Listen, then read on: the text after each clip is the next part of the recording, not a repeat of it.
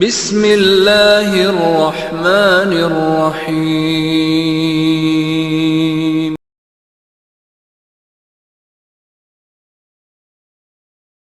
السلام عليكم ورحمة الله وبركاته. إن الحمد لله نحمده ونستعينه ونستغفره ونعوذ بالله من شرور أنفسنا ومن سيئات أعمالنا. من يهده الله فلا مضل له ومن يضلله فلا هادي له. ونشهد أن لا إله إلا الله وحده لا شريك له ونشهد أن محمدا عبده ورسوله. يا أيها الذين آمنوا اتقوا الله حق تقاته ولا تموتن إلا وأنتم مسلمون. يا أيها الناس اتقوا ربكم الذي خلقكم من نفس واحدة وخلق منها زوجها وبث منهما رجالا كثيرا ونساء واتقوا الله الذي تساءلون به والأرحام إن الله كان عليكم رقيبا. يا أيها الذين آمنوا اتقوا الله وقولوا قولا سديدا يصلح لكم أعمالكم ويغفر لكم ذنوبكم ومن يطع الله ورسوله فقد فاز فوزا عظيما. فإن أصدق الحديث كتاب الله وخير الهدي هدي محمد صلى الله عليه وسلم وشر الأمور محدثاتها فإن كل محدثة بدعة وكل بدعة ضلالة وكل ضلالة في النار. أما بعد فقد قال الله تبارك وتعالى في القرآن الكريم بعد أعوذ بالله من الشيطان الرجيم أم يحسدون الناس على ما آتاهم الله من فضله فقد آتينا آل إبراهيم الكتاب والحكمة وآتيناهم ملكا عظيما.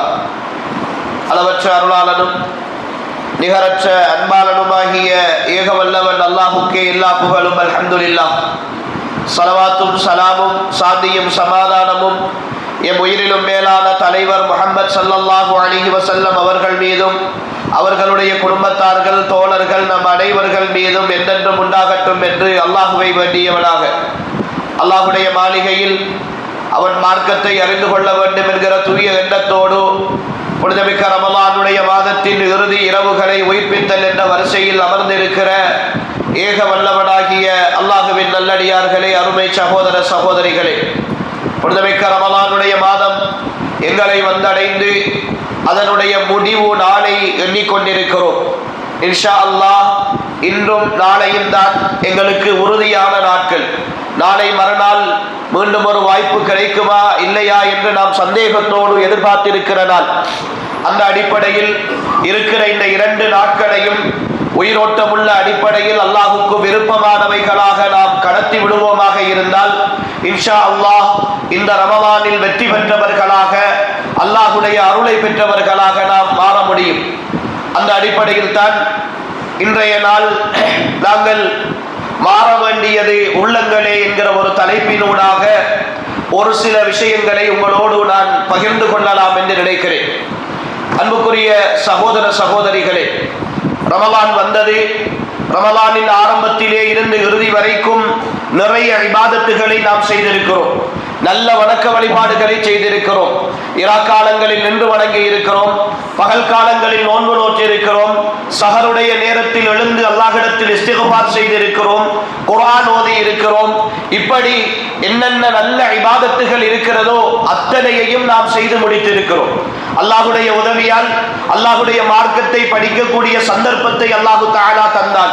சொர்க்கத்தை பற்றி, நரகத்தை பற்றி, மறுமையை பற்றி, கபருடைய வாழ்க்கையை பற்றி, கடந்த கால சமுதாயங்களின் வரலாறுகளை பற்றி, அந்த வரலாறுகளில் இருந்து நாம் கணிந்து கொள்ள வேண்டிய படிப்பினைகளை பற்றி என்று ஏராளமான விஷயங்களை நாம் தாராளமாக அறிந்து கொண்டுதான் இந்த சபையில் இருக்கிறோம்.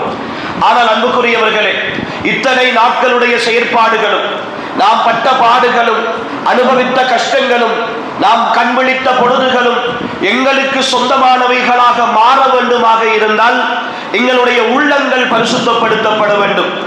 உள்ளங்கள் நோயற்ற உள்ளங்களாக இருக்க வேண்டும். உள்ளங்களில் அல்லாஹுக்கும் விரோதமான அல்லாஹுடைய மார்க்கம் தடை செய்த கருத்துக்களை உள்வாங்கிய உள்ளங்களாக எங்களுடைய உள்ளங்கள் இருந்துவிடக் கூடாது. எப்பொழுதோ உள்ளம் நோயுற்று விடுகிறதோ, உள்ளம் நோயுள்ள உள்ளமாக இருக்கிறதோ, நாம் எவ்வளவுதான் வணக்க வழிபாடுகளை செய்தாலும், விழுந்து விழுந்து அல்லாஹ்வுக்கு முன்னால் நாம் இஸ்திக்பார் செய்தாலும், எங்களுடைய ஆத்மாவின் முழு கண்ணீரையும் வடித்து கத்தினாலும் கூட உள்ளம் நோயோடு இருக்கிற பொழுது அதற்கு அல்லாஹ்விடத்தில் எந்த பெருமானமும் கிடைக்க மாட்டாது என்பதுதான் நாம் அல்லாஹ்வின் தூதருடைய வார்த்தையில் இருந்து நாம் புரிந்து கொள்கிற விஷயம். அன்புக்குரிய சகோதர சகோதரிகளே, எங்களுடைய உடலுக்கு ஒரு நோய் வந்துவிட்டால், உடலுக்கு ஒரு பிரச்சனை வந்துவிட்டால் உடனடியாக அதற்கு சிகிச்சை செய்ய வேண்டும் என்று விரும்புகிறோம். அடுத்தவர்களை நாடுகிறோம், வைத்தியசாலைக்கு கொண்டு போகிறோம், என்னென்ன காரியங்களில் ஈடுபட வேண்டுமோ எல்லாவற்றையும் செய்கிறோம். ஆனால் உள்ளம் என்ற ஒன்று இருக்கிறது. அந்த உள்ளத்திற்கு நோய் ஏற்படும். அந்த நோய் ஏற்படுகிற பொழுது அதற்குரிய சிகிச்சையை நாம் செய்ய வேண்டும் என்று கவனம் செலுத்துபவர்கள் இந்த சமுதாயத்தில் மிக குறைவானவர்களாகவே இருந்து கொண்டிருக்கிறோம். ஆன்மீகம் பேசுகிறவர்களில் இருந்து, ஆலிம்களில் இருந்து, மார்க்கம் தெரிந்தவர்களில் இருந்து, கொள்கைக்காக வாழ்பவர்களில் இருந்து, ஜமாத்துகளில் இருப்பவர்களில் இருந்து, குர்ஆன் சுன்னாவுக்கான பிரச்சாரத்தில் தன்னுடைய வாழ்நாளை கழிப்பவர்கள் வரைக்கும் இந்த உள்ள நோயினால் பாதிக்கப்பட்டு போயிருக்கிற பல சகோதர சகோதரிகளை இந்த சமுதாயத்தில் நாம் கண்டு கொண்டிருக்கிறோம்.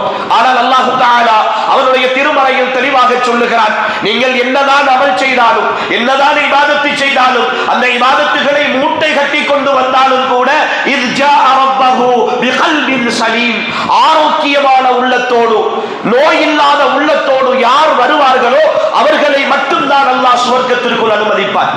அல்லாஹ்வுடைய பார்வை என்னுடைய வெளித்தோட்டத்தில் கிடையாது, நான் செய்கிற ஒரு சில செயல்பாடுகளில் கிடையாது, என்னுடைய தோட்டத்தில் நான் அணிந்திருக்கிற ஆடைகளில் கிடையாது.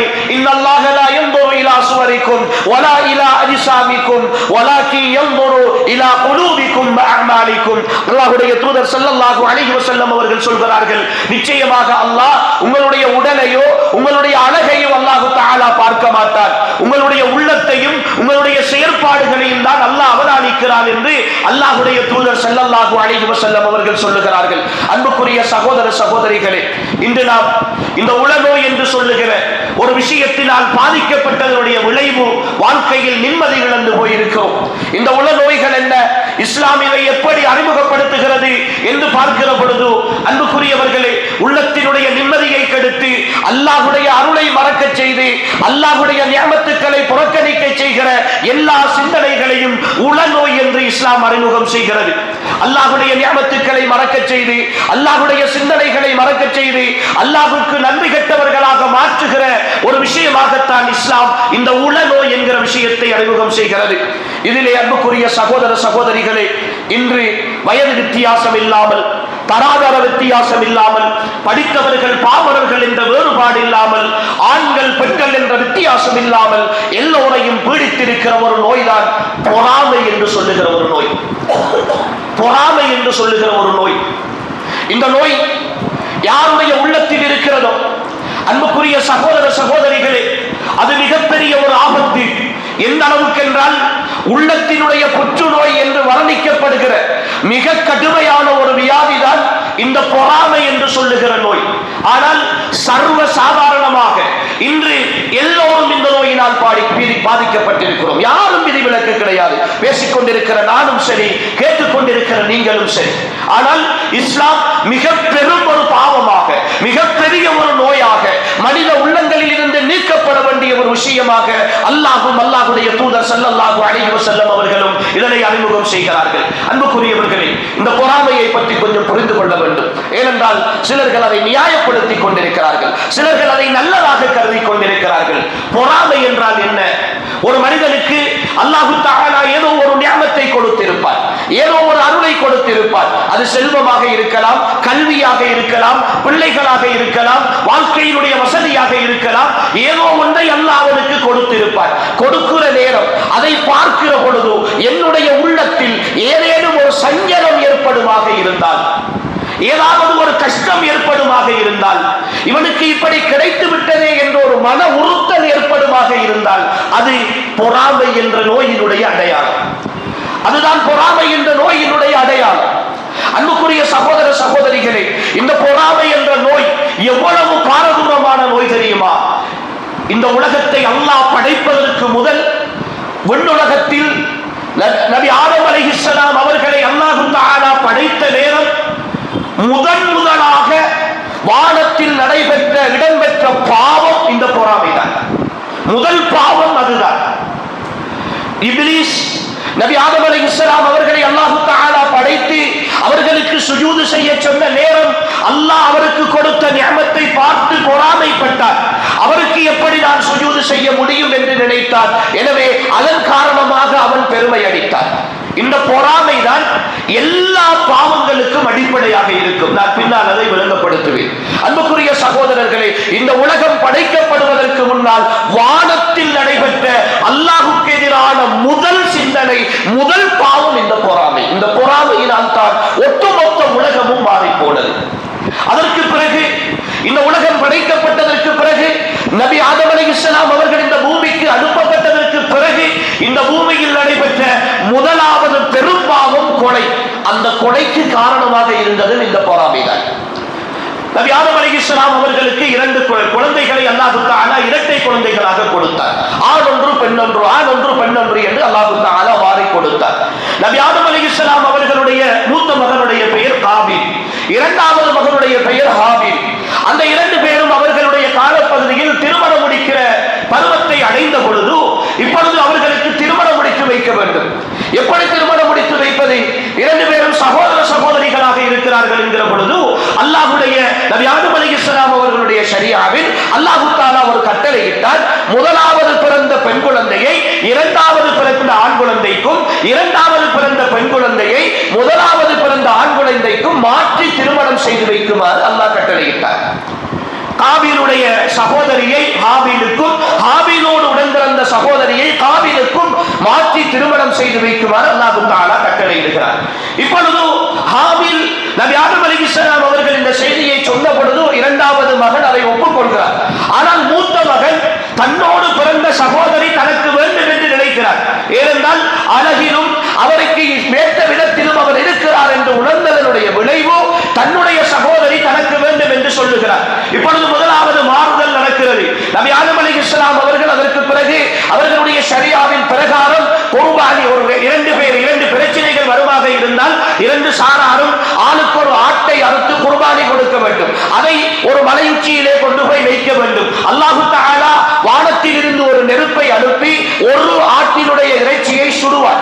அப்படி சுடுபடுகிறது அல்லாஹ்விடத்தில் கபூல் செய்யப்பட்டது என்பதற்கான அடையாளம். அந்த சட்டம் அமல் நடத்தப்படும். இது ஆதம் அலைஹிஸ்ஸலாம் அவர்களுடைய காலத்தில் இருந்தது. இப்போது ஆதம் அலைஹிஸ்ஸலாம் அவர்கள் அந்த தீர்ப்பை சொல்லுகிறார்கள். 2 பேரும் 2 ஆட்டை அருங்கள், அதை 2 இடத்திலே கொண்டு போய் வையுங்கள். யாருடைய ஆட்டிலே அல்லாஹ்வுடைய நெருப்பு வந்து சுடுகிறதோ அதற்கு பிறகு அவர்களுடைய கருத்தின் பிரகாரம் அது ஏற்றுக்கொள்ளப்படும் என்று சொல்லி நபி ஆதம் அலைஹிஸ்ஸலாம் அவர்கள் தீர்ப்பு சொல்லி அல்லாஹ்வுடைய ஏற்பாடு இரண்டாவது சகோதரனுடைய அந்த குர்பானியை அல்லாஹ் அங்கீகரித்துக் கொள்கிறார்.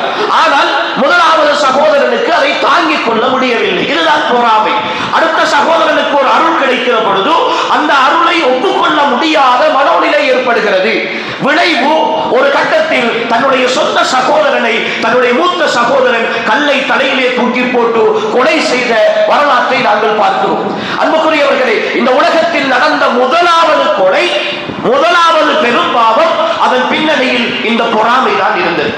இப்படி வரலாற்றில் நடைபெற்ற எல்லா நிகழ்வுகளையும் எடுத்து பார்த்தீர்கள் என்றால் அதற்கு பின்னணி அடிப்படை காரணமாக இந்த பொறாமை இருந்திருக்கும். நபி யூசுப் அலைஹிஸ்ஸலாம் அவர்களுடைய வரலாறு, நபி யூசுப் அலைஹிஸ்ஸலாம் அவர்களை அவர்களுடைய சகோதரர்கள் கிணற்றில் தூக்கி போட்டதற்கான காரணம் இந்த பொறாமை தான். அதே போல நபி ஸல்லல்லாஹு அலைஹி வஸல்லம் அவர்கள் நபியாக அனுப்பப்படுவதற்கு முன்னர் அந்த சமுதாயம் அவர்களை அல் அமீன் அஸ்-சாதிக் என்று தூக்கி கொண்டாடி கொண்டிருந்தது. அவர்கள் உண்மையை தான் சொல்லுவார்கள் என்று சொல்லிக் கொண்டிருந்தது. ஆனால் நபி ஸல்லல்லாஹு அலைஹி வஸல்லம் அவர்கள் இந்த நபித்துவத்தை முன்வைத்த பொழுது நாங்கள் தலைவர்கள் இருக்கிறோம், நாங்கள் பெரியவர்கள் இருக்கிறோம், படித்தவர்கள் இருக்கிறோம், சாதாரண படிப்பறிவு இல்லாத முஹம்மது நபியாக வருவதா என்கிற பொறாமை தான் அங்கிருந்த மக்கத்து குறைஷி காபிர்கள் அத்தனை பேரும் ஸல்லல்லாஹு அலைஹி வஸல்லம் அவர்களை நிராகரிப்பதற்கு காரணமாக இருந்தது. அன்புக்குரிய சகோதர சகோதரிகளே, இப்படி இந்த பொறாமை யாருடைய உள்ளத்தில் ஊடுருவ ஆரம்பிக்கிறதோ அது எல்லா பாவங்களுக்கும் காரணமாக மாறிவிடும். எல்லா பாவங்களுக்கும் காரணமாக மாறிவிடும். இந்த பொறாமையை பற்றி அல்லாஹ்வின் தூதர் ஸல்லல்லாஹு அலைஹி வஸல்லம் அவர்களும் அல்லாஹ் தஆலாவும் பல்வேறு இடங்களில் எங்களுக்கு எச்சரிப்பதை பார்க்கிறோம். அல்லாஹ் தஆலா அவருடைய திருமறையில் கேட்கிறார், அம் யஹ்சுதுன الناس على ما آتاهم الله من فضله. அல்லாஹ் தன்னுடைய அருளிலிருந்து அடுத்தவர்களுக்கு கொடுத்ததை பார்த்து அவர்கள் பொறாமைப்படுகிறார்களா? என்ன உரிமை இருக்கிறது? நான் என்னுடைய அருளிலிருந்து என்னுடைய அடியாருக்கு நான் கொடுத்திருக்கிறேன், அதை பார்த்து அடுத்தவன் பொறாமைப்படுவதற்கு என்ன உரிமை இருக்கிறது? அவர்கள் அப்படி பொறாமைப்படுகிறார்களா? وَلَقَدْ آتَيْنَا آلَ إِبْرَاهِيمَ الْكِتَابَ وَالْحِكْمَةَ وَآتَيْنَاهُمْ مُلْكًا عَظِيمًا. இப்படித்தான் நாங்கள் இப்ராஹீமுடைய சந்ததிகளுக்கு வேதத்தையும் அறிவு ஞானத்தையும் ஆட்சி அதிகாரத்தையும் நாங்கள் கொடுத்தோம் என்று அல்லாஹ் சொல்லுகிறார். அதுவெல்லாம் என்னுடைய அதிகாரம், என்னுடைய அதிகாரம்.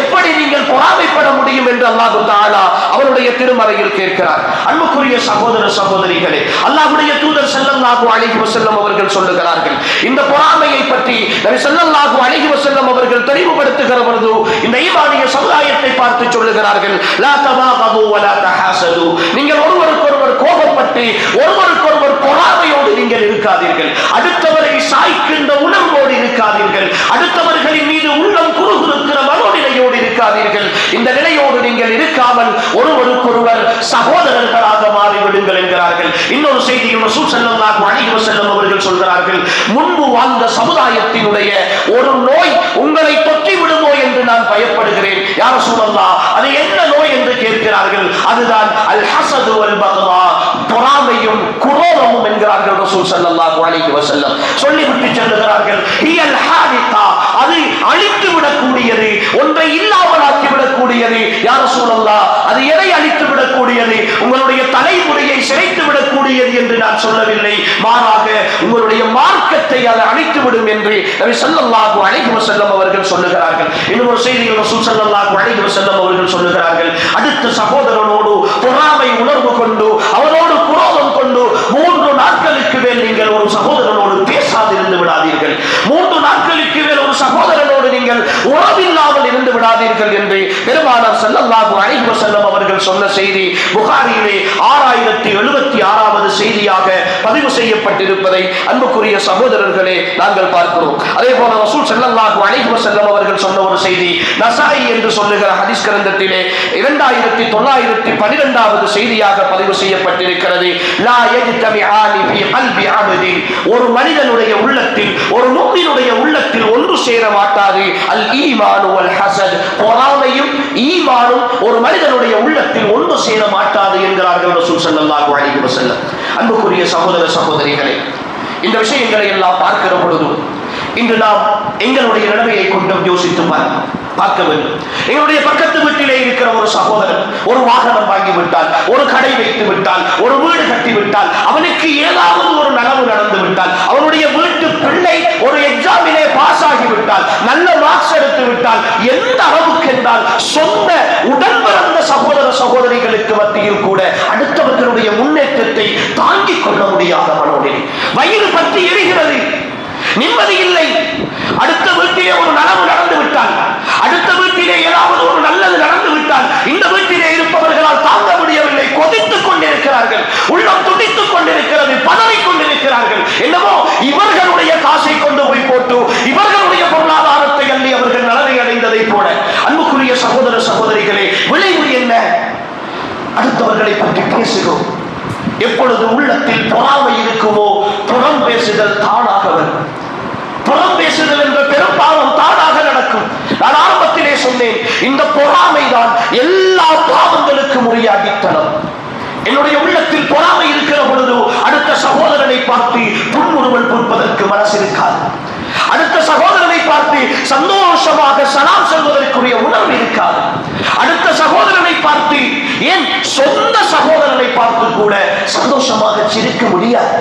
ஏனென்றால் உள்ளம் அப்படி வெந்து கொண்டிருக்கிறது, உள்ளம் அப்படியே நொந்து கொண்டிருக்கிறது. பார்க்கிறோம் அன்புக்குரிய சகோதர சகோதரிகளே, அடுத்தவனுக்கு ஏதாவது ஒரு நலவு நடக்கிற பொழுது என்னால் அதை பொறுத்துக் கொள்ள முடியாத மனோநிலை எனக்கு ஏற்படுமாக இருந்தால், அன்புக்குரிய சகோதர சகோதரிகளே புரிந்து கொள்ளுங்கள், நான் தொழுகிற தொழுகையும் நோக்குகிற நோன்பும் கொடுக்கிற தர்மமும் அது எனக்கானது அல்ல, அது எனக்கானது அல்ல. நான் யாரின் மீது கோபப்படுகிறேனோ பொறாமைப்படுகிறேனோ அவர்களுக்கானது அன்புக்குரியவர்களே, அது அவர்களுக்கானது. ஏனென்றால் அந்த பொறாமை உணர்வு இருக்க இருக்க இருக்க என் உள்ளம் கருகிக் கொண்டே இருக்கும், என் உள்ளம் துடித்துக் கொண்டே இருக்கும், என் உள்ளம் பதறிக் கொண்டே இருக்கும். விளைவு நான் அவனை பற்றி அடுத்தவர்களிடத்தில் பேச ஆரம்பிப்பேன். இவரை தெரியுமா, இவர் வாகனம் வாங்கி இருக்கிறார், பெரியவர் உழைத்தெல்லாம் வாங்கவில்லை, அவர்களுடைய காசை ஆட்டையை போட்டு வாங்கி இருக்கிறார், அங்கிங்கு கடன் வாங்கித்தார். உனக்கு ஏன் தேவை? அவன் வங்கியிலே லோன் எடுத்து வாங்கி இருக்கலாம், அடுத்தவரிடத்திலே காசு கடன் வாங்கி இருக்கலாம், அல்லது அவன் பிச்சை எடுத்துத்தான் வாங்கி இருக்கலாம். உனக்கு என்ன பிரச்சனை? உன்னுடைய காசை களவெடுத்து வாங்கவில்லையே, உன்னுடைய வீட்டுக்குள் வந்து அவன் கொள்ளையடிக்கவில்லையே, உன்னுடைய பொருளாதாரத்தை அவன் திருடவில்லையே, உனக்கு என்ன உரிமை இருக்கிறது? அவன் வட்டிக்கு வாங்கினால் உன்னால் முடியுமாக இருந்தால் நீ செய்திருக்கிறது பாவம் என்று அவனிடத்தில் போய் சொல்லி அவனை திருத்த வேண்டும். அடுத்தவனிடத்தில் போய் சொல்வதால் என்ன குறைந்துவிட போகிறது? அவனுடைய பாவம் இல்லாமல் போய்விடுமா? அவன் வட்டி கட்டாமல் விட்டுவிட போகிறானா, அல்லது வேற ஏதாவது செய்துவிட போகிறானா? சொந்த சகோதரனின் மகன் +1 +2 எக்ஸாமிலே ஒரு மார்க்ஸ் எடுத்து விட்டால் அடுத்த சகோதரி வீட்டுக்கு போவதில்லை, சந்தோஷமாக சிரிப்பதில்லை. என்ன உலகத்தில் வாழ்ந்து கொண்டிருக்கிறோம்? சகோதரிக்கு அவனுடைய கணவன் ஒரு தங்க நகை வாங்கி கொடுக்கிறான். அவன் உழைத்து கஷ்டப்பட்டு வெளிநாட்டில் இருந்து உள்நாட்டில் இருந்து அவன் பாடுபட்டு ஒரு மோதிரத்தை, ஒரு காப்பை, ஒரு மாலையை வாங்கி கொடுக்கிறான். அடுத்த வீட்டில் இருக்கிற சகோதரிக்கு நிம்மதி இல்லை. அவள் வந்து காட்டுகிற பொழுது சந்தோஷமாக இதோ என்னுடைய கணவன் வாங்கி தந்தான் என்று காட்டுகிற பொழுது அல்ஹம்துலில்லாஹ், மாஷா அல்லாஹ், தபாரக்கல்லாஹ் என்று அவளை வாழ்த்துவதற்கு மனசில்லை. முகத்துக்கு முன்னால் சிரித்துவிட்டு அப்படி அழகாக இருக்கிறது என்று சொல்லிவிட்டு உள்ளத்தால் இவனுக்கு மட்டுமே இப்படி நடக்கிறது, இவன் மட்டும் இப்படி வாழ்கிறானே என்று யோசிக்கிற உணர்வு ஏற்படுமாக இருந்தால் உள்ளம் புற்று நோயினுடைய உச்சகட்டத்தில் இருக்கிறது என்பதை அன்புக்குரிய சகோதர சகோதரிகள் புரிந்து கொள்ள வேண்டும். இது சாதாரணமாக நடந்து கொண்டிருக்கிறது அன்புக்குரியவர்களே. எந்த விஷயத்தை எடுத்துக்கொண்டாலும் சரி, ஒரு சபையில் நான் இருக்கிற பொழுது இன்னொருவரை முதன்மைப்படுத்தி உட்கார வைத்து விட்டால் என்னால் அதை தாங்க முடியவில்லை. இவனை எப்படி எழுப்ப முடியும்? இவன் யார்? நான் எவ்வளவு பாடுபட்டு இருக்கிறேன், இந்த ஜமாத்துக்காக எவ்வளவு உழைத்திருக்கிறேன், இந்த பள்ளிக்காக எவ்வளவு உழைத்திருக்கிறேன். நான் இருக்கிற பொழுது அவனை முதன்மைப்படுத்தி இருக்கிறார்கள். பொறாமை தாங்க முடியவில்லை, ஏற்றுக்கொள்ள முடியவில்லை. அடுத்தவனுக்கு ஒரு நலவு நடக்குகிற பொழுது அதை தாங்கிக் கொள்ள முடியவில்லை. அல் முஸ்லிம் அஹுல் முஸ்லிம் இன்னமல் முஃமினூன இஹ்வா, முஸ்லிம்கள் எல்லோரும் சகோதரர்கள் என்கிற அந்த உணர்வினுடைய அடித்தளத்தை முழுமையாக இந்த பொறாமை அடித்தொழித்திருக்கிறது. சகோதரர்கள், அடித்தொழித்திருக்கிறது. இந்த உணர்வோடு நாம் நோன்பு நோற்று விட்டால், நாம் அல்லாஹ்வுக்கு முன்னால் சுஜூது செய்து விட்டால் சுவர்க்கத்திற்கு போய்விடலாம் என்று நினைக்கிறோமா? சுவர்க்கத்திற்கு அவ்வளவு லேசாக போய்விடலாம் என்று நினைக்கிறோமா? அன்புக்குரிய சகோதர சகோதரிகளே, நான் ஆரம்பத்தில் சொன்ன அந்த வசனம் உங்களுடைய உள்ளத்தின் காதுகளில் ஒலித்துக் கொண்டே இருக்கட்டும். இது ஆரோக்கியமான உள்ளத்தோடு உள்ளவன் மட்டும்தான் சுவர்க்கம் போகலாம். இபாதத்துகளால் மட்டுமல்ல, தொழுகைகளால் மட்டுமல்ல. என் உள்ளத்தில் அடுத்த சகோதரனை பார்க்கிற பொழுது சந்தோஷமாக அவனுடைய வளர்ச்சியை வாழ்த்துகிற, அவனுடைய உணர்வுகளை புரிந்து கொள்கிற, அவனுக்காக உளவார பிரார்த்தனை செய்கிற மனோநிலை என்னுடைய உள்ளத்தில் இல்லை என்றால் அன்புக்குரிய சகோதரர்களே, என்னை நான் மிக கடுமையாக கேள்வி கேட்க வேண்டும். என்னை நான் மிக கடுமையாக கேள்வி கேட்க வேண்டும். அன்புக்குரிய சகோதர சகோதரிகளே, இஸ்லாமிய அறிஞர்கள் இந்த பொறாமையை குர்ஆன் சுன்னாவுடைய பார்வையில் 5 படித்தரங்களாக பிரிக்கிறார்கள், 5 வகைகளாக பிரிக்கிறார்கள். அதிலே முதலாவது வகையான பொறாமை அனுமதிக்கப்பட்ட பொறாமை. ரசூல் ஸல்லல்லாஹு அலைஹி வஸல்லம் அவர்கள் சொல்கிறார்கள், லா ஹஸத இல்லா பித்னைன், 2 பேர்களுடைய விடயத்தில் தவிர நீங்கள் யாருடைய விஷயத்திலும் பொறாமைப்படக்கூடாது. முதல் நபர் யார் தெரியுமா?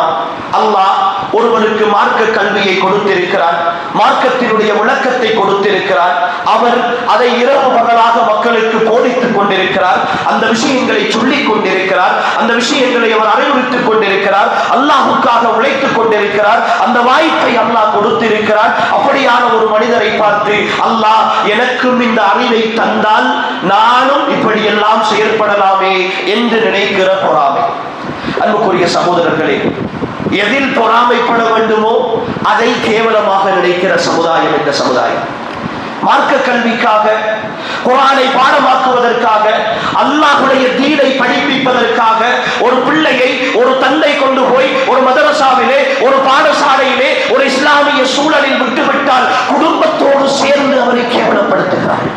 குடும்பத்தோடு சேர்ந்து கேவலப்படுத்துகிறார்கள். உங்களுடைய மகன் எவ்வளவு கெட்டிக்காரன், எவ்வளவு நல்லவன், எவ்வளவு விஷயத்தில் படிக்கக்கூடியவன், அவனை ஒரு டாக்டர் ஆக்கினார், ஒரு என்ஜினியர் ஆக்கினார், இந்த துறையிலே நீங்கள் வளர்த்தெடுத்தால் அவனை நீங்கள் இப்படி கொண்டு போய் விட்டிருக்கிறீர்களே, உங்களுடைய எதிர்காலம் என்ன, அவனுடைய எதிர்காலம் என்ன என்று கேவலப்படுத்துகிற குடும்ப அங்கத்தவர்களை, அன்புக்குரிய சகோதர சகோதரிகளை, இந்த பூமியில் நாங்கள் கண்டுகொண்டே இருக்கிறோம்.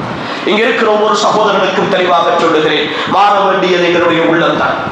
மாற வேண்டியது எங்களுடைய உள்ளம்தான்.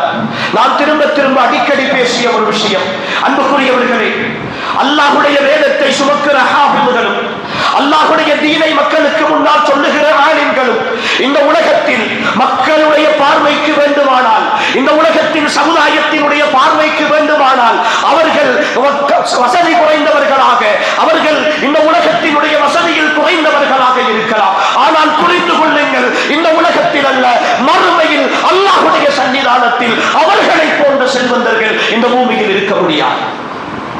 இந்த பூமியில் இருக்க முடியாது. நபிமார்களுக்கு அடுத்ததாக அல்லாஹ்வுடைய சன்னிதானத்தில் கண்ணியப்படுத்தப்படுகிற சமுதாயம் அந்த சமுதாயம். அன்புக்குரிய பெற்றோர்களே, அன்புக்குரிய சகோதரர்களே, அடிக்கடி நான் வலியுறுத்துகிற விஷயம், பிள்ளைகளை ஹாஃபிமாக்குகிற விஷயத்தில் உங்களுக்கு ஒரு தனியான பொறுப்பு இருக்கிறது. அன்புக்குரிய பெற்றோர்களே, என் பிள்ளை டாக்டர் ஆகட்டும், என் பிள்ளை என்ஜினியர் ஆகட்டும், என் பிள்ளை நல்ல முறையிலே படிக்கட்டும். ஏன் படிக்கிற ஒரு பிள்ளை, நல்ல கெட்டிக்கார பிள்ளை, இந்த மார்க்கத்தை தூக்கி சுமக்க கூடாதா? இந்த மார்க்கத்தை சொல்லக்கூடாதா? இந்த மார்க்கம் என்ன அவ்வளவு கேவலமானதா? வகுப்பிலே கடைசி வருகிற பிள்ளைதான் இந்த மார்க்கத்தை படிக்க வேண்டும் என்று ஏதாவது ஒரு நியதி இருக்கிறதா? அப்படி ஏதாவது ஒரு சட்டம் இருக்கிறதா? யார் எழுதி வைத்த சட்டம் அது? இது அல்லாஹ்வுடைய தீன், அல்லாஹ்வுடைய சட்டம். அல்ல குறையாத அறிவு கடல். இந்த அறிவு கடலில் நீந்துவதற்கு அல்லாஹ் பெரும் அறிவை கொடுத்தவர்கள், பெரும் சிந்தனையை கொடுத்தவர்கள் இந்த மார்க்கத்தை சுமப்பார்களாக இருந்தால், அன்புக்குரிய சகோதரர்களே, இந்த நாட்டில் மட்டுமல்ல, இந்த உலகத்திலும் இஸ்லாம் ஆளுகிற சக்தியாக மாறும். நாம் நினைத்துக் கொண்டிருக்கிறோம், நாம் நினைத்துக் கொண்டிருக்கிறோம். அல்லாஹ்வுடைய வேதம் என்றால், குர்ஆன் என்றால் படிப்பு வராத, பாடசாலைக்கு வகுப்பிலே நல்ல நிலையில் இருக்காத, நல்ல மார்க்ஸ் எடுக்காத, இனி வேறு வழி இல்லை, ஏதாவது ஒன்றை செய்யத்தானே வேண்டும், அவனுடைய காலத்தை போக்க வேண்டுமே, ஒரு மதரசாவிலே கொண்டு போய் விடுவோம், ஒரு ஹிப்ரு மதரசாவிலே கொண்டு போய் சேர்ப்போம், ஒரு மார்க்க கல்வி பயிலுகிற இடத்திலே கொண்டு போய் சேர்ப்போம், எப்படியாவது அவர்கள் கரை சேர்த்து விடுவார்கள் என்ற நம்பிக்கையோடு தள்ளி விடுகிற துறை அல்ல இந்த துறை. நீங்க நினைத்துக் கொண்டிருக்கிறீர்கள் அன்புக்குரிய பெற்றோர்களே, என் பிள்ளை படித்து டாக்டர் ஆகினால் எனக்கு சம்பாதித்து இந்த உலகத்தில் என்னை சந்தோஷமாக வைப்பான். என் பிள்ளை படித்து என்ஜினியர் ஆகினால், ஒரு ஐடி துறையிலே வந்தால், நல்ல சம்பளத்தோடு ஒரு அரச உத்தியோகத்தை எடுத்துக்கொண்டால், ஒரு கவர்மெண்ட் ஜாபிலே இருந்தால், என் பிள்ளை நல்ல நிலையிலே இருக்கிறார், என்னை எதிர்காலத்திலே கண் கலங்காமல் பார்ப்பார் என்று நினைத்துக் கொண்டிருக்கிறீர்கள். ஆனால் அன்புக்குரிய பெற்றோர்களை புரிந்து கொள்ளுங்கள், நீங்கள் கண் கலங்காமல் இருப்பது இந்த உலகத்தின் கடைசி நொடியில் நீங்கள் கண் கலங்கி போகிற அந்த நிமிடம் வரைக்கும் தான். ஆனால் ஒரு பிள்ளையை ஹாஃபிமாக, ஆலிமாக மாற்றி இந்த மார்க்கத் துறையிலே வளர்த்து விட்டீர்கள் என்றால், எங்கு நீங்கள் கண் கலந்து ஆரம்பிக்கிறீர்களோ அந்த நொடியில் இருந்து உங்களுடைய கபருக்குள் அவன் உங்களுக்கு துணையாக இருக்கும். உங்களுடைய கபருக்கு இந்த உலகத்தில் இருந்து அவன் அனுப்பிக் கொண்டே இருப்பான். உங்களுக்கு செல்வங்களை சேர்த்து தந்து கொண்டே இருப்பார். இந்த உலகத்தின் ரூபாய்கள் அல்ல, இந்த உலகத்தினுடைய தங்க நகைகள் அல்ல, இந்த உலகத்தினுடைய ஆபரணங்கள் அல்ல, இந்த உலகத்தினுடைய வாகனங்கள் அல்ல, என்றும் முடிவில்லாத சுவர்க்கத்தினுடைய சந்தோஷங்களை அல்லாஹ் உங்களுக்கு உங்களுடைய கபருக்குழிக்குள் தருவதற்கு நீங்கள் செய்கிற உற்பத்திகள் இந்த உலகத்தில் மார்க்கத்தோடு வளர்க்கிற பிள்ளைகள். நான் அடிக்கடி என்னுடைய தந்தையை கொஞ்சம் யோசித்து பார்ப்பேன் அன்புக்குரியவர்களே. ஒரு படிப்பினைக்காக சொல்லுகிறேன், ஒரு படிப்பினைக்காக சொல்லுகிறேன். சாதாரணமாக என்னை விட பாடுபடுகிற இந்த மார்க்கத்திற்காக உழைக்கிற நிறைய அறிஞர்கள் இருக்கிறார்கள். ஒரு சாதாரண ஏழை குடும்பத்தில் வந்து ஒரு ஏழையாக பிறந்த என்னுடைய தந்தை எந்த ஒரு அடிப்படை வசதியும் இல்லாத ஒரு விவசாய குடும்பம் நினைத்திருந்தால் என்னை வைத்து அவர் உழைத்து சம்பாதித்திருக்கலாம், என்னை வைத்து ஏதாவது ஒன்று செய்திருக்கலாம், ஒரு வெளிநாட்டுக்கு அனுப்பி மாதாந்தம் என்னை சம்பாதித்திருக்கலாம், இன்னும் ஒரு துறையிலே என்னை படிக்க வைத்திருக்கலாம். ஆனால் அவர் செய்யவில்லை. கடைசி நிமிடம் வரைக்கும் அல்லாஹ்வின் மீதானையாக என்னுடைய தந்தைக்கு என்னுடைய கையால் பெரிய சம்பளம் எடுத்து சாப்பாடு கொடுக்கிற அளவுக்கு நான் அவரை வைத்து பார்க்கவில்லை. முடியுமான அளவுக்கு வைத்து பார்த்தேன். ஆனால் இன்று நான் சந்தோஷப்படுவது, அவர் வெற்றி அடைந்திருக்கிறார். அல்லாஹ் அவருடைய பாவங்களை மன்னிக்க வேண்டும். வெற்றி அடைந்திருக்கிறார். கபருக்குள் வாழ்ந்து கொண்டிருக்கிறார். கிட்டத்தட்ட 26 வருடங்கள் இந்த பணிக்கு நான் வந்து, இந்த 26 வருடங்களில் நான் படித்த விஷயங்கள், நான் சொல்லிக் கொடுத்த விஷயங்கள், நான் படிப்பித்த மாணவர்கள் என்று சொல்லி என்னிடத்தில் இருந்து கல்வி பயின்ற ஆயிரக்கணக்கான மாணவ மாணவிகள் வெளியிலே இருக்கிறார்கள். அவர்கள் இப்பொழுது அவர்களுடைய மாணவ மாணவிகளுக்கு கற்றுக் கொடுத்துக் கொண்டிருக்கிறார்கள். என்னுடைய உபதேசங்கள் ஊடாக பயனடைந்த ஒரு பயான் நிகழ்ச்சியில் ஒரு சகோதரனாவது பயனடைந்திருந்தால் இந்த 10 ஆண்டுகள் என்னுடைய மிம்பர் பயணங்களில் ஒரு 10 சகோதரனையாவது நான் சேர்த்திருக்க மாட்டேன். அந்த 10 சகோதரனும் இன்னும் 10 பேருக்கு சொல்லிக் கொடுத்திருக்க மாட்டார்களா? இப்படி ஒரு சங்கிலி தொடரான சமுதாயத்தின் நன்மையை கபருக்குள் இருந்து அவர் பெற்றுக் கொண்டிருக்கிறார். ஆனால் அவர் படித்தது 8ஆம் வகுப்பு வரைக்கும் தான். அவர் படித்தது 8ஆம் வகுப்பு வரைக்கும் தான். பெரிய எந்த இபாதத்துகளும் கிடையாது. அடிப்படையான வணக்க வழிபாடுகள் தான். பாமரத்தனமான மனிதர் தான். ஆனால் அவர் செய்த ஒரே ஒரு விதை, அவர் விதைத்த ஒரே ஒரு விதை, இன்ஷா அல்லாஹ், அல்லாஹ் என்னை கபூல் செய்ய வேண்டும், இந்த பணியிலே நான் தொடர்ந்து இருக்கும் காலமெல்லாம், இல்லை இல்லை மறுமை வரைக்கும் என்னிடத்தில் இருந்து பிரயோசனம் அடைந்த அத்தனை பேருடைய நன்மையும் அவருடைய கபருக்குள் போய் சேர்ந்து கொண்டே இருக்குமே. இந்த வாய்ப்பை பற்றி யாராவது யோசித்தோமா? இந்த சந்தர்ப்பத்தை பற்றி யாராவது யோசித்தோமா? இந்த செல்வத்தை பற்றி யாராவது யோசித்தோமா? ஏளனமாக பார்க்கிறோம், கேவலமாக கருதுகிறோம். அல்லாஹ்வின் தூதர் பொறாமைப்படுகிற அந்த பொறாமை என்ற பெரும்பாவம் கூட அனுமதிக்கப்பட்ட மனிதராக ஒரு கல்வி ஞானம் கொடுத்த மனிதரை சொல்லி காட்டுகிறார். 2வது நபர் ரசூல் ஸல்லல்லாஹு அலைஹி வஸல்லம் அவர்கள் சொல்லுகிறார்கள், ஒரு செல்வந்தன் அல்லாஹ் அவனுக்கு பணத்தை கொடுத்திருக்கிறான். அந்த பணத்தை அவன் நல்ல வழிகளில் செலவு செய்கிற ஒரு செல்வந்தன். அந்த செல்வந்தனை பார்த்து எனக்கும் காசு கிடைத்தால், எனக்கும் பணம் கிடைத்தால் நான் இப்படி ஏழைகளுக்கு உதவி செய்வேனே, நல்ல முறையில் செலவழிப்பேனே என்று ஏங்குகிற ஒரு மனிதன். இந்த 2 சாரார்களின் மீது மாத்திரம்தான் பொறாமைப்படலாம் என்கிறார்கள் ரசூல் ஸல்லல்லாஹு அலைஹி வஸல்லம். நாங்களும் பணக்காரர்களை பார்த்து பொறாமைப்படுகிறோம். எப்படி? எனக்கும் காசு வந்தால் இப்படி ஒரு மாடி வீடு கட்டி இருக்கலாம், எனக்கும் காசு வந்தால் இப்படி ஒரு வாகனத்தை நானும் லக்ஸரியாக வாங்கி ஓடி இருக்கலாம், எனக்கும் காசு வந்தால் இப்படி ஒரு பஜாரிலே பெரிய கடை கட்டி நானும் வியாபாரம் செய்திருக்கலாம், என்னையும் 4 பேர் மதிப்பார்கள், ஒரு சபைக்கு போனால் என்னையும் ஹாஜியார் என்று கூப்பிடுவார்கள், என்னையும் 4 பேர் கூப்பிட்டு நல்ல நிலைக்கு எனக்கு ஒரு கௌரவத்தை தருவார்கள், என்னிடத்தில் காசு இல்லையே என்று ஏங்கிக் கொண்டிருக்கிறோம். இந்த பொறாமை அல்ல, இந்த ஏக்கம் அல்ல, அல்லாஹ்வுடைய பாதையில் செலவழிக்கிற ஒரு மனிதனின் மீதான ஏக்கம். அன்புக்குரிய சகோதரர்களே, இது அனுமதிக்கப்பட்ட பொறாமை. அடுத்த வகை, இந்த பொறாமையினுடைய ஆக புற்றுநோய் என்று சொல்லுகிற பகுதி மனித உள்ளத்தில் ஊடுருவுகிறது என்பதற்கான அடையாளம். ஒரு மனிதனுக்கு அல்லாஹ் ஒரு நியமத்தை கொடுத்திருக்கிறார், ஒரு அருளை கொடுத்திருக்கிறார். அந்த அருள் அவனிடத்தில் இருந்து நீங்கி போக வேண்டும் என்ற அவசியம் எனக்கு கிடையாது. ஆனாலும் அதை ஏற்றுக்கொள்ள முடியாது. ஒருவர் பள்ளிவாசலுடைய தலைவராக தெரிவு செய்யப்பட்டிருக்கிறார். அந்த தலைமைத்துவத்திற்கு அவர் தகுதிதான். ஆனாலும் அந்த தலைமைத்துவத்தை என்னால் ஏற்றுக்கொள்ள முடியாது, எனக்கும் அதை பொறுப்பேற்க முடியாது. அப்படி ஒரு நிலையில் என்னுடைய மனோநிலை இருந்தால் பொறாமை என்ற நோயினுடைய ஆரம்ப கட்டத்தில் நான் இருக்கிறேன். பொறாமை என்ற நோயினுடைய ஆரம்ப கட்டத்தில் இருக்கிறேன். அந்த இடத்திற்கு என்னால் போகவும் முடியாது, அந்த இடத்தில் இருந்து அவர் நீங்க வேண்டும் என்ற எண்ணமும் கிடையாது, இருந்தாலும் ஏற்றுக்கொள்ளவும் முடியாது. இப்படி ஒரு மனநிலை தடுமாற்றம், இது பொறாமையினுடைய முதலாவது கட்டம். 2வது கட்டம், அல்லாஹ் ஒருவருக்கு ஒரு அருளை கொடுத்திருக்கிறான். அந்த அருளன் எனக்கு தேவை என்ற அவசியம் கிடையாது, ஆனால் அவரிடத்தில் இருக்கவும் கூடாது. பக்கத்து வீட்டிலே ஒரு நல்ல மாப்பிள்ளை பேசி இருக்கிறார்கள். அந்த பெண்ணுக்கு நல்ல மாப்பிள்ளை செட் ஆகிவிட்டது. என்னுடைய வீட்டிலே இருக்கிற பிள்ளை இப்பொழுதுதான் சின்ன பிள்ளை, யூகேஜி எல்கேஜி படித்துக் கொண்டிருக்கிறார். மாப்பிள்ளை பார்க்கிற வயசு இல்லை. இருந்தாலும் அவளுடைய மகனுக்கு நல்ல மாப்பிள்ளை அமைந்ததில் எனக்கு அவ்வளவு திருப்தி இல்லை. எனவே நான் என்ன செய்கிறேன், அந்த கல்யாணத்தை எப்படியாவது குறைக்க வேண்டும் என்று ஓடித்திருக்கிறேன். தெரியுமா? இதற்கு முன்னர் 90ஆம் ஆண்டு அங்க லவ் பண்ணினாள், 86ஆம் ஆண்டு இங்க லவ் பண்ணினாள், 55ஆம் ஆண்டு அங்க லவ் பண்ணினாள் என்று சொல்லி அந்த கதைகளை இல்லாத பொல்லாத கதைகளை எல்லாம் சொல்லி அந்த திருமணத்தை நாங்கள் சொன்னோம் என்று சொல்லிவிடாதீர்கள் என்று சொல்லிவிட்டு வந்து வீட்டுக்குள்ளே குந்தி கொண்டால் கடைசியிலே அவர்கள் மாப்பிள்ளை வீட்டார் வந்து இப்படி உங்களுடைய மகளை பற்றி கதைக்கிறார்கள், எங்களுக்கு இந்த கல்யாணம் வேண்டாம் என்று சொல்லுகிற பொழுதுதான் இவருக்கு அல்ஹம்துலில்லாஹ் திருப்தி ஏற்படும்.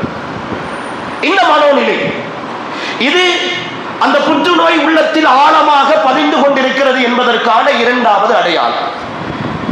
மூன்றாவது நிலை, அந்த நிஅமத் அந்த சகோதரனுக்கு கிடைத்திருக்கிறது, அதில் எனக்கு திருப்தி இல்லை, அவனிடத்தில் நீங்கி அது எனக்கு கிடைக்க வேண்டும் என்று ஆசைப்படுவது.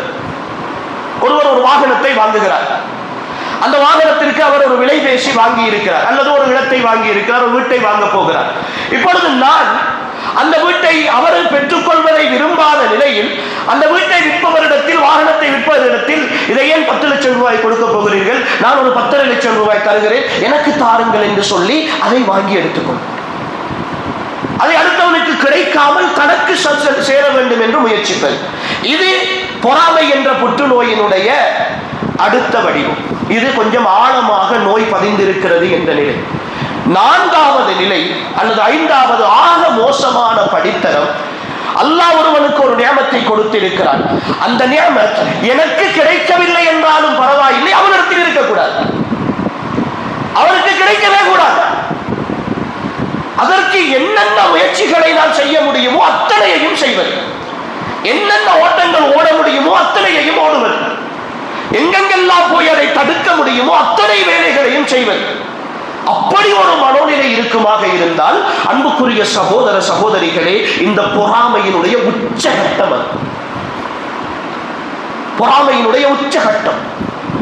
இந்த நிலை வந்துவிட்டால் அதற்கு பிறகு மனிதனுக்கு அல்லாஹ் சில தண்டனைகளை இந்த உலகத்தில் கொடுப்பான். பொறாமைக்காரனுக்கு இந்த உலகத்தில் அல்லாஹ் சில தண்டனைகளை கொடுப்பான். அதிலே முதலாவது தண்டனை என்ன தெரியுமா? பொறாமைக்காரனுடைய உள்ளத்தில் இருந்து அல்லாஹ் நிம்மதியை எடுத்து விடுவான். நிம்மதியை அல்லாஹ் எடுத்து விடுவான். நன்றாக நீங்கள் சமுதாயத்தில் அவதானித்து பார்த்தீர்கள் என்றால் அடிக்கடி பொறாமைப்படுகிற, அடுத்தவர்களை பற்றி பேசுகிற ஒருத்தன் எப்பொழுதும் தடுமாற்றத்தோடு தான் இருப்பான், பதட்டத்தோடு தான் இருப்பான். இதற்கு யாரை பார்த்து அவன் பொறாமைப்படுகிறானோ அவன் அவனுடைய பாட்டிலே சந்தோஷமாக இருப்பான், அவனுடைய வேலைகளை பார்த்து கொண்டிருப்பான். இவனுக்கு குந்த நேரம் இல்லாமல், உட்கார நேரம் இல்லாமல் துடித்து பதறிக் கொண்டிருப்பான்.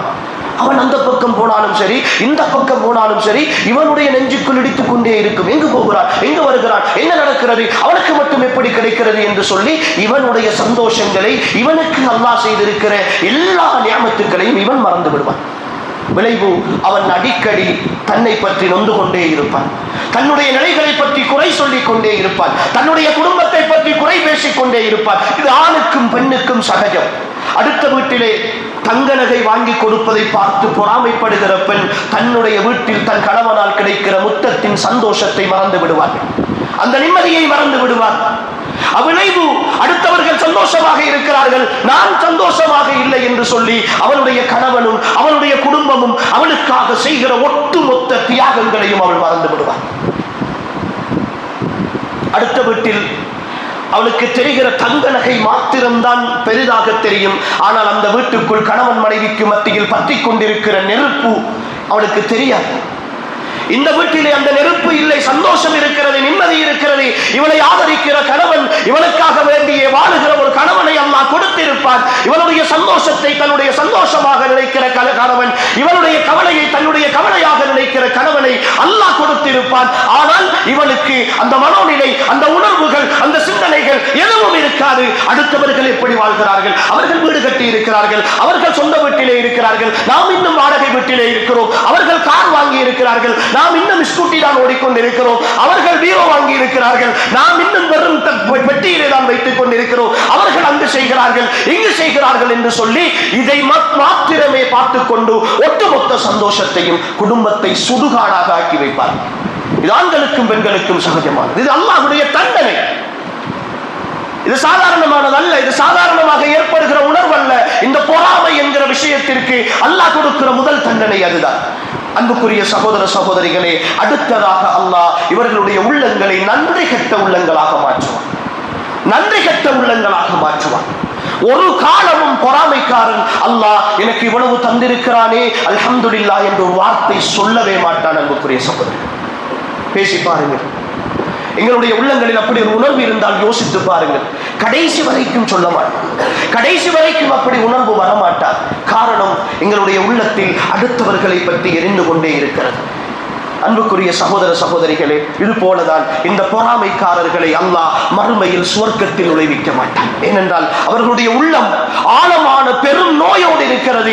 ஆரோக்கியமான உள்ளத்திற்கு மட்டும்தான் அல்லாஹ்விடத்தில் அந்தஸ்து, ஆரோக்கியமான உள்ளத்திற்கு மட்டும்தான் அல்லாஹ்விடத்தில் கௌரவம். எனவே அல்லாஹ்வுடைய கௌரவத்தை அந்தஸ்தை அவர்களால் மறுமையில் பெற்றுக் கொள்ள முடியாது.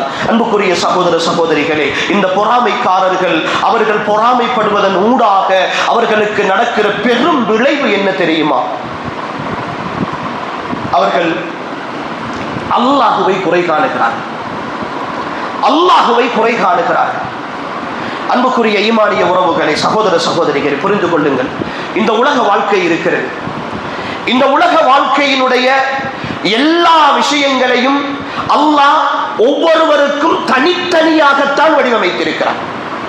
யாரோடும் சேர்த்து யாரையும் வடிவமைக்கவில்லை. என்னோடு சேர்த்து என் மனைவியையோ என் பிள்ளைகளையோ அல்லாஹ் இணைத்து வடிவமைக்கவில்லை. என்னுடைய வாழ்க்கையின் எல்லா டிசைனும் எனக்கு மட்டும்தான். இங்கிருக்கிற ஒவ்வொருவருடைய வாழ்க்கையும் அது உங்களுடைய சொந்த பிள்ளையாக இருந்தாலும் சரிதான். அதனால் தான் தமிழிலே ஒரு பழமொழி சொல்லுவார்கள், தாயும் பிள்ளையாக இருந்தாலும் வாயும் வயிறும் வேறைதான் என்று சொல்லுவார்கள். அப்படி என்றால் அப்படித்தான். இங்கு அல்லாஹ்வுடைய ஏற்பாடு தனித்தனி. அல்லாஹ் யாரையும் யாரோடு சேர்த்தும் படைக்கவில்லை. நான் நினைத்துக் கொண்டிருக்கிறேன், என்னால் என் குடும்பம் வாழ்ந்து கொண்டிருக்கிறது என்று நினைத்துக் கொண்டிருக்கிறேன். என்னால் தான் என் குடும்பத்திற்கு ரிஸ்க் கிடைக்கிறது என்று நினைத்துக் கொண்டிருக்கிறேன். நான் உழைக்கிற உழைப்பினால் என் குடும்பம் வாழ்வாதாரத்தை பெற்றுக் கொண்டிருக்கிறது என்று நினைத்துக் கொண்டிருக்கிறேன். பொய்யான நம்பிக்கை. ஒருவேளை இன்று இரவு நான் மௌத்தாகி போனால் நாளை என்னுடைய குடும்பம் பட்டினியால் செத்து விடுவார்களா? அடுத்த மாதம் என்னுடைய குடும்பத்தில் என் மனைவி பிள்ளைகள் உயிர் வாழ மாட்டார்களா? அல்லாஹ் நாடினால் அவர்களுடைய தவணை இருந்தால், ரிஸ்க் இருந்தால் வாழுவார்கள் தானே.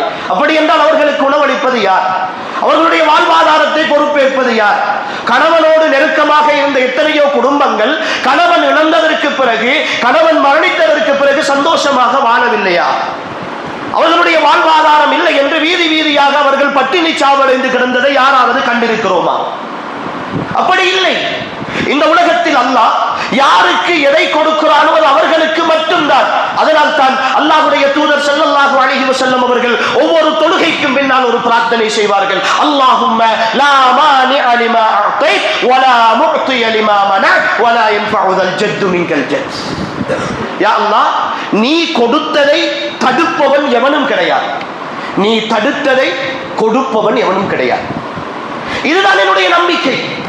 எனக்கு அல்லாஹ் ஏதாவது ஒரு அருளை செய்திருக்கிறான் என்றால் அந்த அருள் எனக்கு சொந்தமானது.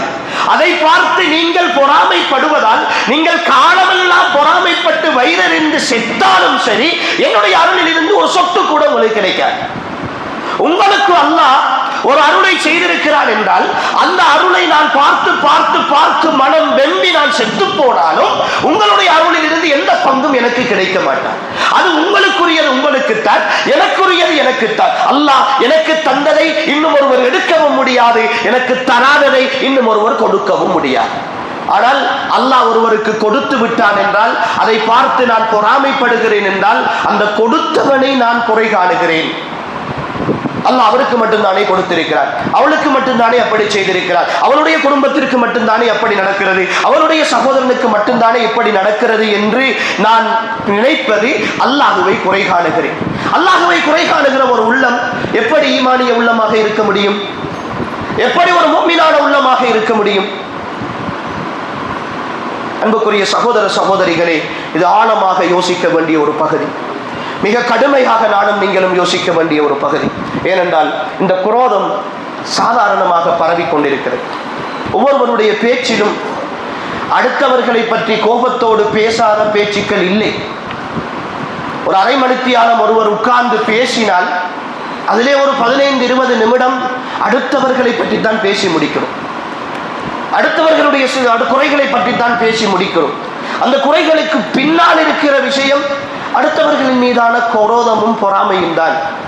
அடுத்தவர்களின் மீதான வஞ்சகம்தான். யார் எதை சொன்னாலும் சரி, அவர்கள் கல்வி கற்ற மார்க்க அறிஞர்களாக இருந்தாலும் கூட இதே நிலைதான் இந்த சமுதாயத்தில் தொடர்ந்து கொண்டிருக்கிறது.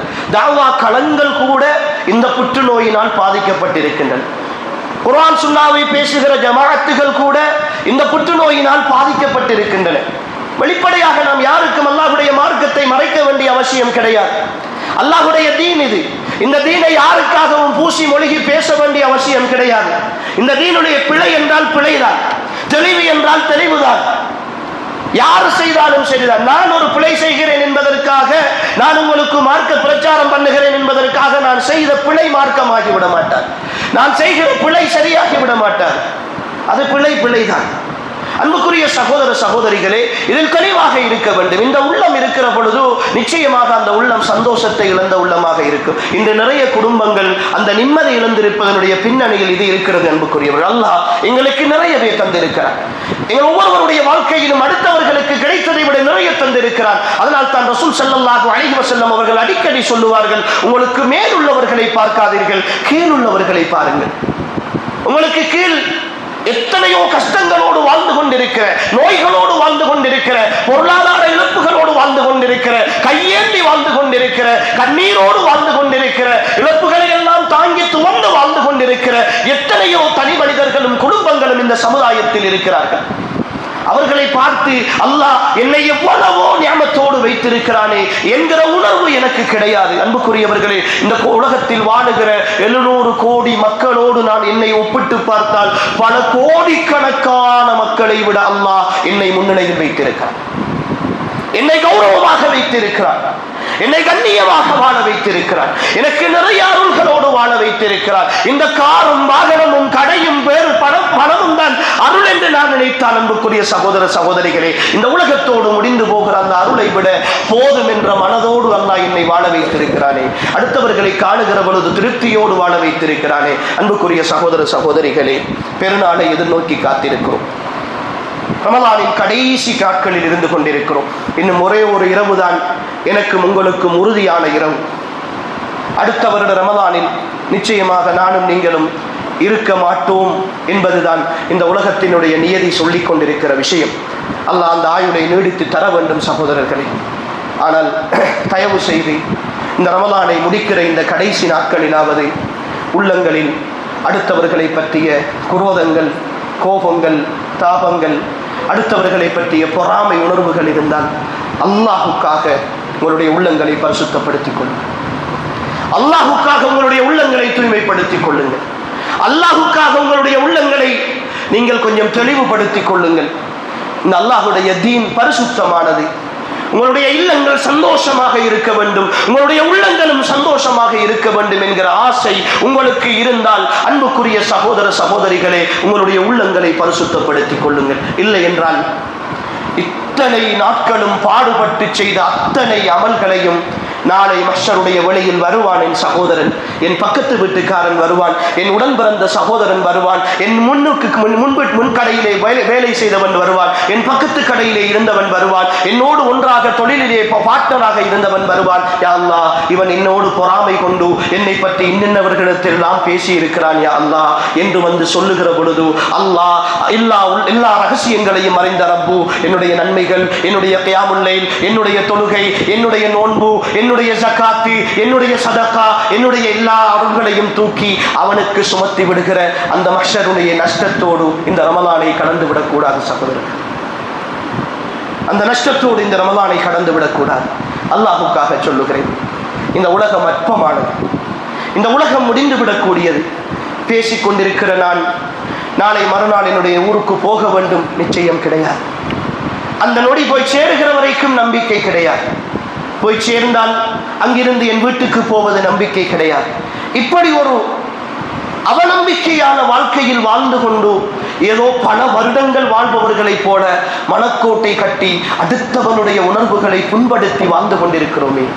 எப்படி சகோதரர்களே இந்த பூமியில் சந்தோஷமாக இருக்க முடியும்? எப்படி சந்தோஷமாக இருக்க முடியும் இந்த பூமியில்? ஒரு சகோதரனுக்கு சலாம் சொல்வதை கூட நாம் ஒரு வருத்தமாக, பாரமாக பார்க்கிறோமே. ஒருவர் வருகிற பொழுது சலாம் சொல்லுகிறோம், சலாம் சொல்லி அவர் கடந்து போனதற்கு பிறகு உள்ளம் போகிறார். வேறு பெரிய நினைப்பு அவருக்கு, வேறு பெரிய ஆள் என்ற நினைப்பு என்று என்னுடைய உள்ளம் ஒரு பிரார்த்தனை செய்கிற பொழுது கூட அடுத்த சகோதரனை சந்தோஷமாக பார்க்க முடியவில்லையே, சந்தோஷமாக நோக்க முடியவில்லையே. என்ன மனதோடு வாழ்ந்து கொண்டிருக்கிறேன்? இதுதான் ஈமானா? இதுதான் இஸ்லாமா? இதுதான் இந்த மார்க்கத்தினுடைய அழகா? எவ்வளவு அழகான ஒரு மார்க்கத்தில், எவ்வளவு ஒரு தெளிவான சிந்தனையில் இருந்து கொண்டு அன்புக்குரிய சகோதரர்களே, இந்த உள்ளம் கெட்டு போன நிலையில் வாழ்ந்து கொண்டிருக்கிறோமே. இதே நிலையில் மௌத்தாகி போனால், இதே நிலையில் மௌத்தாகி போனால், நட்பாக இருந்து தொழில் செய்த 2 பேர், சந்தோஷமாக தொழில் செய்தவர்கள் 2 பேருக்குள்ளும் பிரச்சனை வந்து விட்டால், அவன் இன்னொரு தொழிலை ஆரம்பித்தால் இவனுக்கு பொறாமை, அவனை வீழ்த்த வேண்டும் என்ற சதி, இவனிடத்தில் இருந்து ஏதாவது ஒன்றை அடைந்து கொள்ள வேண்டும் என்ற முயற்சி, இந்த முயற்சியிலே ஓடி ஓடி ஓடி ஓடி நிம்மதி இழந்து கடைசியில் அவனுடைய பிள்ளைகளோடும் சந்தோஷமாக இருந்த பாடில்லை, குடும்பத்தோடும் சந்தோஷமாக இருந்த பாடில்லை. அடுத்தவனுடைய குடும்பத்தை பார்க்கிற பொழுதும் அவனுடைய வளர்ச்சியை பார்க்கிற பொழுதும் இவன் அப்படியே கருகி கருகி கருகி கடைசியில் வாழ்க்கையை இழந்து போகிற நிலை. நோயாளியாக போயிருக்கிறான், நோயாளியாக போயிருக்கிறான் ஈமானிய சகோதரர். கவலையாக இருக்கிறது சகோதரர்களே. யதார்த்தமாக சொல்லுகிறேன், உங்களுடைய உள்ளங்களோடு பேசுகிற விஷயம் இது அடுத்தவர்களோடு தொடர்பானதல்ல, எனக்கும் உங்களுக்குமானது, எனக்கும் உங்களுக்குமானது. மறுமை என்றொன்று இருக்கிறது, மஹ்ஷர் என்றொன்று இருக்கிறது, அதில் விசாரணை இருக்கிறது. அல்லாஹ் துருவி துருவி கேட்பான், அல்லாஹ் துருவி துருவி கேட்பான். உள்ளங்கள் எல்லாம் வெளிப்படுத்தப்படுகிற நாள் அந்த நாள்.